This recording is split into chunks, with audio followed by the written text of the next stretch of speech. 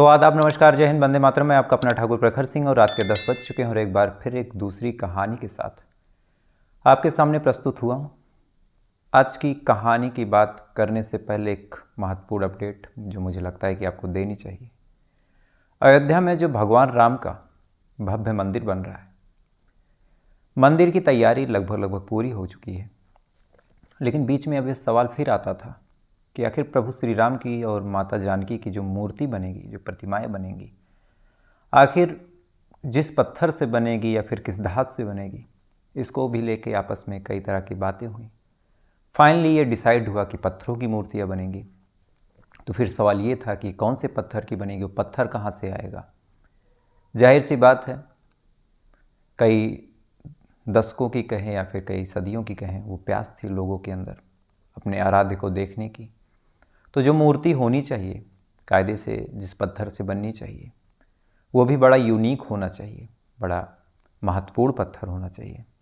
हालांकि कोई भी पत्थर हो, मिट्टी से भी अगर प्रभु श्री राम की मूर्ति बना देते तो उस मूर्ति की भी कीमत उतनी ही होती, लेकिन एक सजावटी रूप देने के लिए, एक प्राचीन महत्ता देने के लिए ये फैसला करना था कि कौन से पत्थर से बनेगी। तो ये सारी चीज़ें सोच विचार होते होते फाइनली शालिग्राम पत्थर, जो कि कहा जाता है कि लगभग 6 करोड़ साल पुराना था, उन पत्थरों से भगवान श्री राम की और माता जानकी की मूर्तियां बननी थी।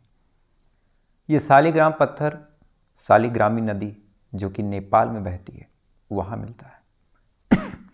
अब वहाँ से ये पत्थर लाना था। पत्थर लाने के लिए बाकायदा दोनों देशों में बात हुई।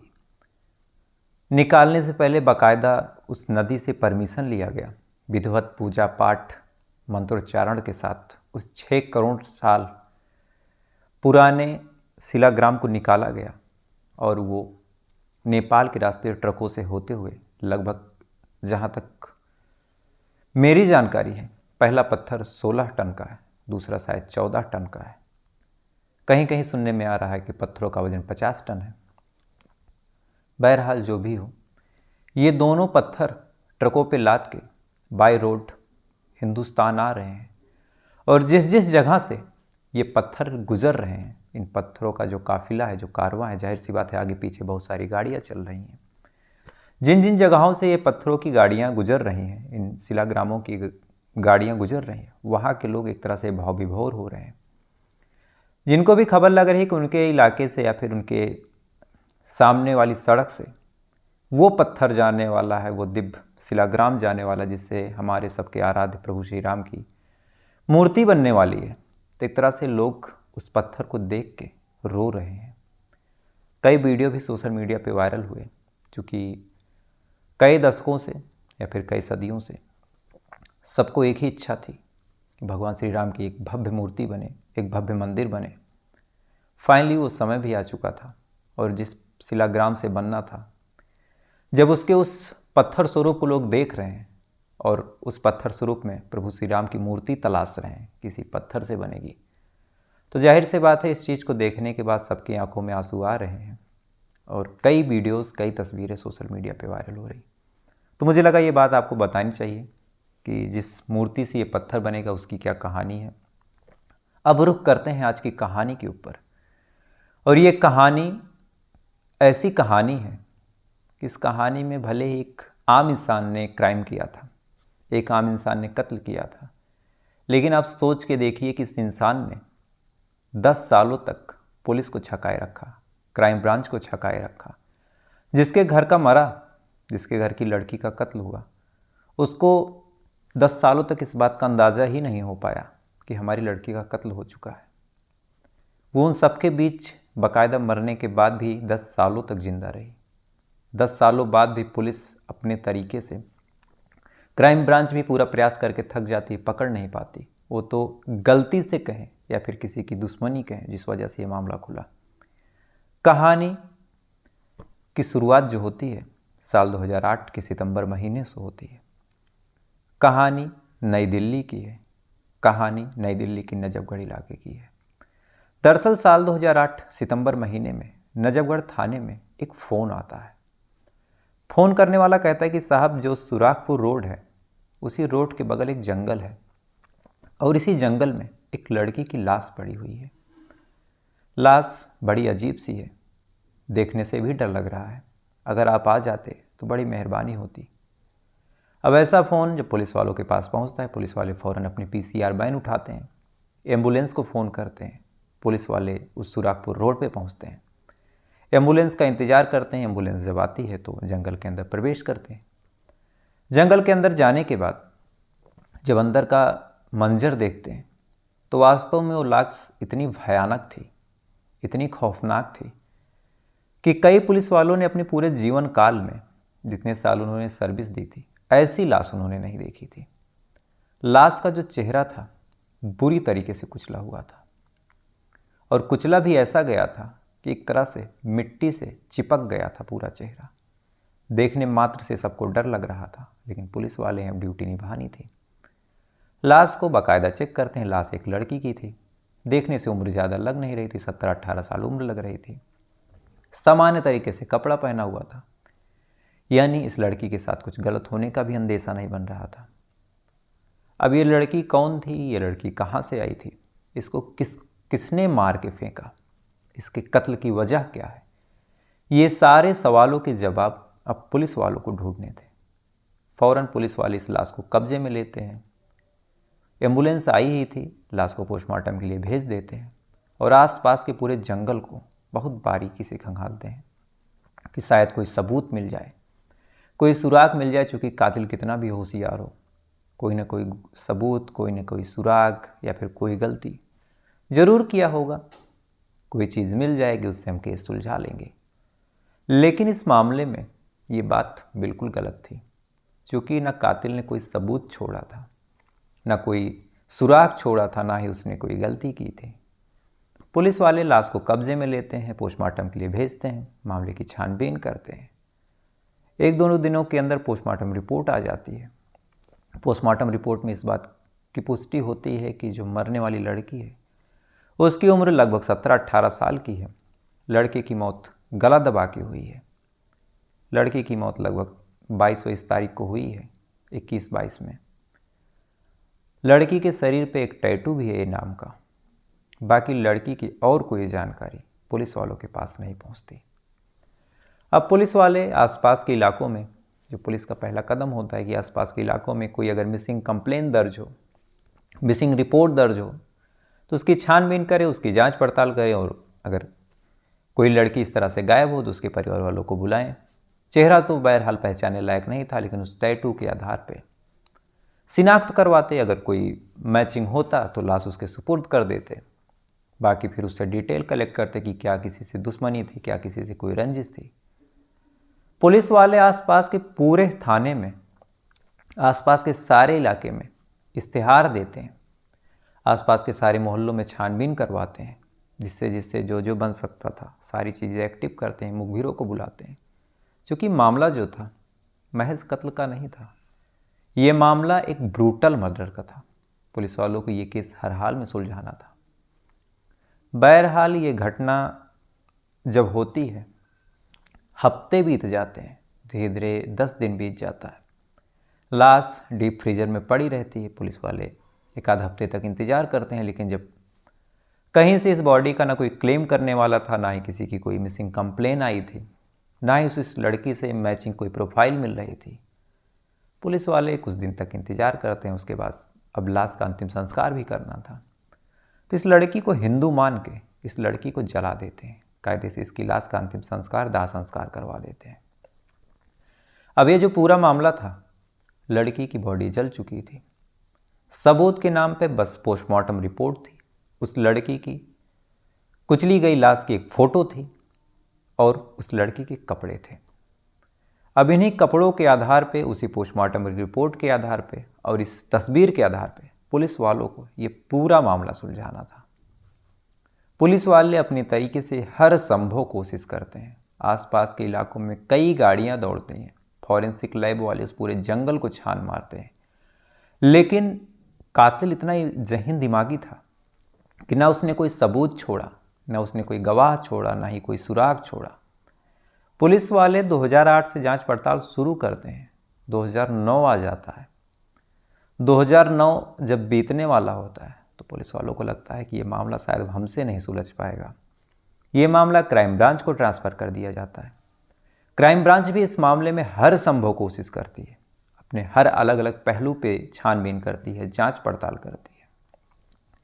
लेकिन कातिल इतना दिमागी था, इतना ज़हीन दिमाग था उसके पास कि उसने ऐसी कोई गलती की ही नहीं थी जिस वजह से पुलिस उससे तक पहुंच सके या फिर क्राइम ब्रांच उस तक पहुंच सके। 2000 से मिली ये लाश, 2008 से मिली इस लड़की की लाश। अंतिम संस्कार होने के बाद मामला फाइलों में पड़े 2010 आते आते कई नए मामले आ जाते हैं, कई नए केस हो जाते हैं। लिहाजा पुलिस वाले, क्राइम ब्रांच वाले इस मामले को ज़्यादा तवज्जो नहीं देते और धीरे धीरे ये मामला जो है पुलिस के ठंडे बक्से में चला जाता है। कोई पूछने वाला भी नहीं था कि इस केस में क्या हुआ। और जाहिर सी बात है, कई ऐसे मामले होते हैं जिसमें जब पुलिस और कानून पे दबाव बनता है और इसके विपरीत कोई ऐसा मामला हो जिसको कोई पूछने वाला ना हो, तो ह्यूमन नेचर है, पुलिस उन्हीं मामलों को तवज्जो देगी जिस पे ज़्यादा प्रेशर हो, जिसमें कोई सामने से क्वेश्चन करने वाला हो। ऐसे मामलों को इग्नोर ही कर देती है जिस पे कोई क्वेश्चन करने वाला ना हो, कोई बाद में रिपोर्ट लेने वाला ना हो। बहरहाल पुलिस ने 2 सालों तक इस मामले में जांच पड़ताल की, लेकिन जब कहीं से कुछ मिला नहीं तो 2010 में ये मामला अनसुलझा मान के फाइलों में दबा दिया गया। 2010 बीत गया, 2011 आ गया, 2012 आ गया, 2013 आ गया, 14 आ गया, 15, 16, 17। 2017 के अप्रैल महीने में 11 तारीख को एक मुखबिर, जिसने पुलिस से पहले ये वादा लिया कि आप मेरा नाम नहीं बताएंगे किसी को या फिर मुझे ट्रेस नहीं करेंगे, मेरे बारे में कोई डिटेल नहीं निकलवाएंगे, तो मेरे पास एक जानकारी है जो मैं आपसे साझा करना चाहता हूँ। पुलिस वालों को लगता है कि ये कौन पागल है, अजीब सी बात कर रहा है। पुलिस वाले उससे पूछते हैं कि कौन सा ऐसा मामला है। उसके बाद वो मुखबिर कहता है कि आपको याद होगा कि 2008 में एक लड़की की लाश मिली थी जिसके हाथ पे ए नाम का टैटू था। उस लड़की को किसने मारा था, क्या कुछ हुआ था, ये सारी चीज़ें मैं जानता हूँ। पुलिस वालों के एक तरह से जैकपॉट लग चुका था कि जिस मामले को हम पिछले 9 सालों से सुलझा रहे हैं वो मामला सुलझ नहीं रहा है, मामला फाइलों में दबा पड़ा है, एक तरह से नाम खराब हो रहा है। अचानक से कोई एक आदमी है जो बता रहा है कि वो इस मामले में जानकारी देगा, कातिल को पकड़वाएगा। पुलिस वाले फ़ौरन कहते हैं कि ठीक है, तुम्हारा नाम, तुम्हारी पहचान गुप्त रखी जाएगी, जल्दी से बताओ कि इस मामले में गुनहगार कौन है और ये मामला क्या है। सामने वाला ज़्यादा कुछ कहता नहीं, बस इतना कहता है कि इस मामले में अगर आपको जानना है तो एक राहुल नाम का बंदा है, एक राहुल नाम का आदमी है, मैं आपको इसका एड्रेस बता रहा हूँ, आप इसको उठाइए, इससे ठीक ठाक तरीके से पूछताछ कीजिए, ये आपको सारी चीज़ बताएगा। अब ये फ़ोन जब पुलिस वाले सुनते हैं तो पुलिस वाले भी बड़े चौंकते हैं, जो कि एक तरह से असमंजस में भी आते हैं कि एक सामने वाला फ़ोन कर रहा है, फ़ोन करके कह रहा है कि फ़ला जगह पे एक राहुल रहता है, उसको उठा के आप पूछिए। लेकिन अब इस राहुल के पास जानकारी होगी या नहीं, क्या राहुल सच में इस मामले में दोषी है या नहीं, या फिर बस राहुल को फंसाने के लिए किया जा रहा है, या फिर पुलिस के साथ किसी ने प्रैंक किया। ये सारी चीज़ें पुलिस वाले सोचते विचारते सारी चीज़ें करते हैं, लेकिन अंत में फिर पुलिस वाले सोचते हैं कि चलो एक बार राहुल से पूछ के ही देखते हैं, क्या पता कोई जानकारी मिल ही जाए, और थोड़ा सा घुमा के पूछेंगे ताकि बाद में हमारे ऊपर कोई कार्रवाई ना हो। अब पुलिस वाले उस बताए पते पे जाते हैं और राहुल को वहाँ से उठाते हैं, क्राइम ब्रांच के हेडक्वार्टर लाते हैं और उसको अब अलग अलग तरीके से घुमा घुमा के पूछते हैं। सबसे पहले पूछते हैं कि तुम 2008 में क्या कर रहे थे, तुम्हारी नौकरी क्या थी, तुम्हारी ड्यूटी क्या थी।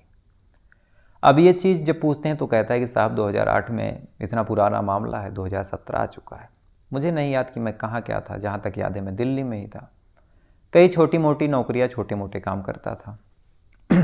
फिर पूछते हैं कि तुम 2008 में क्या कभी नजफगढ़ गए हो, तो फिर कहता है कि साहब नजफगढ़ तो मैं हर तीसरे दिन जाता रहता हूँ, अब यहाँ से भी कुछ सबूत नहीं मिला।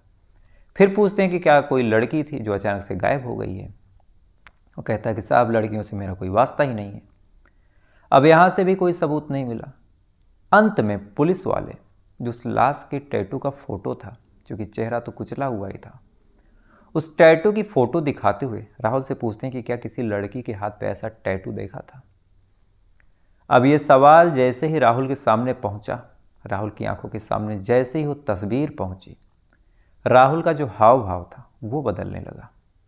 और मैंने हर वीडियो में कहा है कि जो पुलिस वालों की नज़र होती है, खासकर क्राइम ब्रांच की, वो नज़र इतनी पारखी होती है कि पहली नज़र में जान जाते हैं कि कौन अपराधी है, अपराधी का हाव भाव कैसा होता है। और यही चीज़ अब क्राइम ब्रांच वाले भाप चुके थे।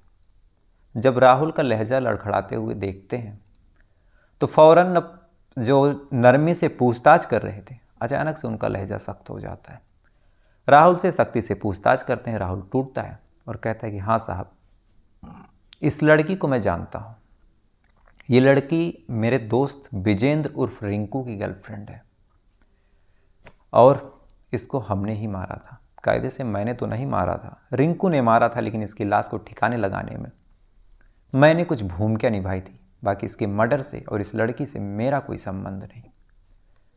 अब पुलिस वाले फिर सोचते विचारते हैं कि अब ये रिंकू कौन है, उसने क्यों मारा। जब ये सवाल राहुल से पूछा जाता है तो कहते हैं साहब, इस बारे में मुझे कोई जानकारी नहीं, आपको इस बारे में जानना है तो आप रिंकू से पूछिए।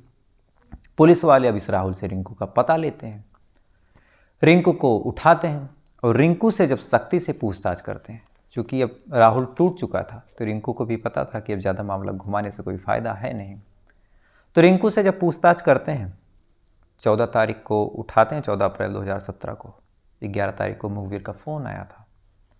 तो जब पूछते हैं और रिंकू मुंह खोलता है तो कई ऐसी बातें बताता है, कई ऐसी चीज़ें बताता है जो वास्तव में एक नॉर्मल इंसान के लिए इतना दिमागी होना और इस तरह से काम करना कि पुलिस, घर वाले, कानून, सारे लोग उलझ जाएं, ये वास्तव में बड़ा चौंकाने वाला था। दरअसल रिंकू बताता है कि जब 2008 में जो लड़की थी जिसका नाम आरती था, महज 16 साल की थी। तो ये दोनों पड़ोस में रहते थे। पड़ोस में रहते रहते दोनों में आंखें चार हुई। आंखें चार धीरे धीरे दोस्ती में बदली, दोस्ती धीरे धीरे प्यार में बदला और प्यार अब इस कदर था कि दोनों एक दूसरे के साथ जीने मरने की कस्में खाने लगे। 16 साल की आरती थी, 18-19 साल का ये रिंकू था। ये तो बालिग था लेकिन लड़की नाबालिग थी, तो शादी हो नहीं सकती थी। दोनों ने 2 साल तक इंतजार किया। जब लड़की 18 साल की हुई तो 18 साल की होने के बाद दोनों एक दूसरे के साथ एक ही कमरे में शिफ्ट हो गए, लिव इन में रहने लगे। लिव इन में रहने के बाद एक दूसरे से बेहद प्यार जताते, एक दूसरे की केयर करते। धीरे धीरे मामला आरती के घर वालों के पास पहुंचा। आरती के घर वाले भी बेहद फ्रैंक माइंडेड, चेक करने के लिए आते हैं। आने के बाद जब देखते हैं कि जो आरती है वो रिंकू के साथ खुश है, तो घर वालों को भी लगता है कि चलो ठीक है, हमारी बिटिया है, किसी के साथ खुश है तो उसकी खुशी में हमें विघ्न नहीं बनना चाहिए। खुश रहे और क्या चाहिए हमको, चाहे जिसके साथ रहे। अब घर वाले भी मान चुके थे, लड़का भी राजी, लड़की भी राजी, कोई विरोध करने वाला नहीं था। बस इंतजार एक चीज़ का था कि अब ये दोनों शादी कब करेंगे। शादी की बात आती है, रिंकू भी खुश, आरती भी खुश, घर वाले भी खुश। लेकिन फिर बीच में एक दिक्कत आती है। चूँकि शादी करने के बाद जो आरती की जिम्मेदारी थी, कायदे से अब रिंकू को पूरी तरीके से उठानी थी।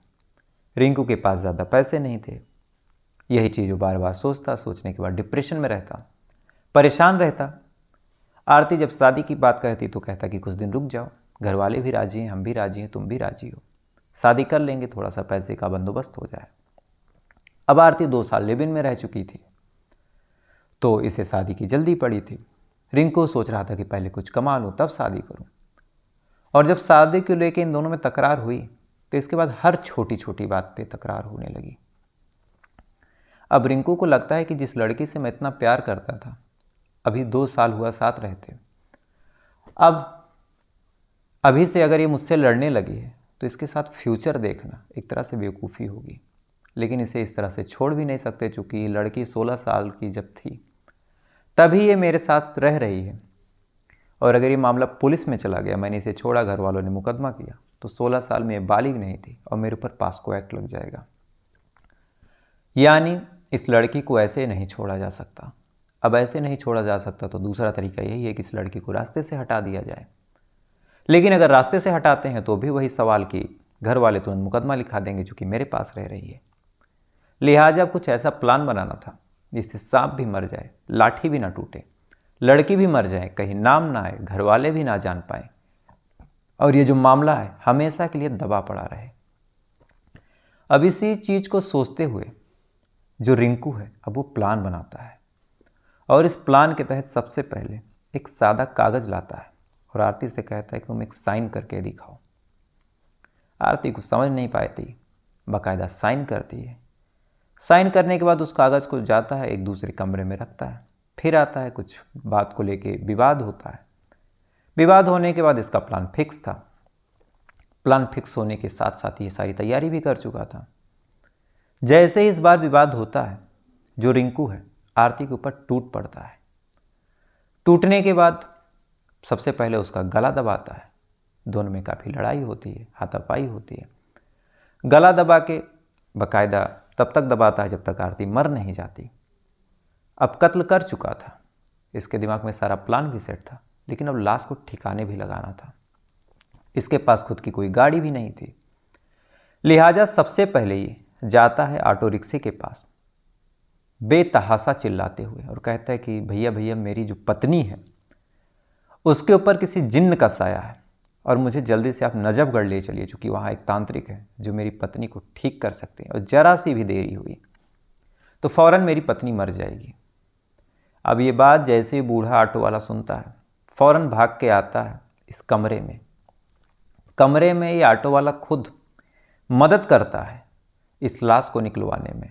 उसे लगता है कि शायद लड़की बेहोश है, क्योंकि कपड़े वगैरह इसने फिर से सही से कर दिए थे। बाकायदा उस ऑटो में लाश को लादता है। लादने के बाद नजफगढ़ के उस जंगल के पास पहुंचता है, कायदे से रोड तक ही पहुंचता है और उस रोड के पास पहले से ही जो राहुल था अपनी चाचा की कार लिए खड़ा हुआ था। अब उस ऑटो से ये उस लड़की को, आरती को उतारता है। उतारने के बाद फिर अपने इस दोस्त के, राहुल के चाचा की कार में उस लाश को रखता है। रखने के बाद फिर उस सुखारी रोड पे उस जंगल में लोग जाते हैं। जाने के बाद उस लाश को वहाँ छोड़ते हैं। लेकिन अगर लाश ऐसे छोड़ दी गई तो आज नहीं तो कल कहीं ना कहीं से इस लाश की जो तस्वीर है आरती के घर वालों तक पहुँच सकती थी और ये मामला खुल सकता था। लिहाजा इसने पत्थरों से, इसने और राहुल ने उस लाश के सर को, उस लाश के चेहरे को इस कदर खराब किया ताकि किसी भी एंगल से इस लाश की पहचान न हो पाए। अब कत्ल भी हो चुका, लाश भी ठिकाने लगा दी, लेकिन अब सवाल यही था कि आरती के माँ बाप और आरती के परिवार वालों के साथ क्या करना है। तो इसने जो कागज़ पे साइन करवाया था, बाकायदा उस पर एक लेटर लिखा और इस लेटर में इसने बताया, आरती बन के इसने लिखा कि पापा मम्मी, ये जो रिंकू उर्फ विजेंद्र है, मैंने जैसा सोचा था ये वैसा निकला नहीं। ये मुझे खुश नहीं रख सकता। इसने मेरे साथ झूठे वादे किए, मेरा दिल तोड़ा और इसके साथ अगर मैं रहती हूँ तो मैं पूरी ज़िंदगी परेशान रहूँगी, दुखी रहूँगी और मैं पलट के घर भी नहीं आना चाहती, क्योंकि आसपास के मोहल्ले में बदनामी होगी। लिहाजा मैंने एक वकील से शादी कर ली है और मैं दिल्ली नहीं रहना चाहती, क्योंकि अगर मैं दिल्ली रहूँगी तो बार बार आप सबकी, राहुल की याद आएगी। मैं ना उस नए पति के साथ खुश रह पाऊँगी, ना ही आप अब पुरानी ज़िंदगी में लौट सकती हूँ। लिहाजा आप लोग मुझे ढूंढने की कोशिश मत कीजिएगा। मैं अपने नए पति के साथ खुश हूँ, उसी के साथ बाकी ज़िंदगी बिताऊँगी। आप लोग अपना ख्याल रखिएगा और बाकी चीज़ें जैसी होंगी मैं आपसे अगर कभी मौका मिला तो कांटेक्ट करूँगी। नहीं भी करती हूँ तो आप इस बात को मान के चलिएगा कि आपकी जो बेटी है आरती वो खुश है। लेटर ये खुद लिखता है, साइन जो थी उसकी आरती की खुद की थी और ये लेटर भेजता है। भेजने के बाद बाकायदा खुद बाद में जाता है आरती के परिवार वालों के पास, फूट फूट के रोता है। आरती के परिवार वाले खुद इसे समझाते हैं कि जाने दो बेटा, जो होना था हो चुका। ये सारी चीज़ें जब हो जाती हैं, अब चूंकि साइन आरती का ही था तो आरती के परिवार वाले भी कभी ये बात सोचते तक नहीं कि शायद आरती के साथ कुछ गलत हुआ है। आरती के घर वाले भी ये बात मान के चलते हैं कि आरती जो है किसी के साथ जा चुकी है, किसी के साथ शादी कर चुकी है और अपनी ज़िंदगी में खुश है। बहरहाल ये मामला जब कोर्ट में खुला और जिस हिसाब से इन्होंने लाश के साथ की थी, जिस हिसाब से लाश का चेहरा बिगाड़ा था, और ये बात जब आरती के घर वालों तक पहुँची और आसपास के इलाकों में पहुँची तो एक तरह से सबके होश फाख्ता हो गए कि जो आदमी उनके बगल रह रहा था, जो आदमी एक सामान्य ज़िंदगी जी रहा था, वो आदमी इतना दिमागी और इतना बड़ा दरिंदा कैसे हो सकता है। बहरहाल मामला कोर्ट में गया, कोर्ट ने इसे सज़ा सुनाई। बाकी अभी देखिए कोर्ट का procedure, supreme court, high court, ये सारी चीज़ें चलती रहती हैं। तो फिलहाल ये थी पूरी कहानी जिसमें किसी की दुश्मनी ने, और दुश्मनी इसलिए मैं कह रहा हूँ क्योंकि जो आदमी पुलिस को फ़ोन किया था, बहुत संभव चांस है क्योंकि उसने नाम पहचान गुप्त रखने का वादा लिया था, वो आदमी शायद राहुल या रिंकू का कोई विरोधी रहा हो, इसीलिए उसने फ़ोन किया, या फिर कोई और बात रही हो। लेकिन अगर ये फ़ोन ना करता तो कहीं से भी ये मामला कभी खुल ना पाता। तो फिलहाल ये थी पूरी कहानी। उम्मीद है कहानी आपको पसंद आई होगी। कहानी पसंद आई हो तो वीडियो को लाइक करके अपना प्यार दीजिएगा। और आप लोग जब कहानियाँ सुनते रहते हैं तो डायरेक्ट कमेंट करते हैं। जब तक ये कहानी लाइव चलती रहे, एक लाइव चैट का ऑप्शन होता है, अगर आप लोग बारीकी से देखेंगे तो आप उसमें कमेंट कीजिए। अगर आप मुझसे बात करना चाहते हैं तो, क्योंकि वो कमेंट मैं देखता रहता हूँ तो उन सबके रिप्लाई देता रहता हूँ, और जो आप वैसे कमेंट करते हैं वो कमेंट मैं नहीं देख पाता हूँ। और अगर आप डेली सुनने के इच्छुक हैं, चैनल पर नए हैं, तो आप सब्सक्राइब कर लीजिएगा। डेली रात 10 बजे मैं सुनाता हूँ, और एक बेल आइकन होता है उसको आप ऑन कर लीजिएगा ताकि आपको डायरेक्ट नोटिफिकेशन भी मिले। तो फिलहाल ये थी पूरी कहानी। अब आपसे कल फिर मुलाकात होगी किसी दूसरी कहानी के साथ। तब तक अच्छे रहिएगा, खुश रहिएगा। जय हिंद, वंदे मातरम।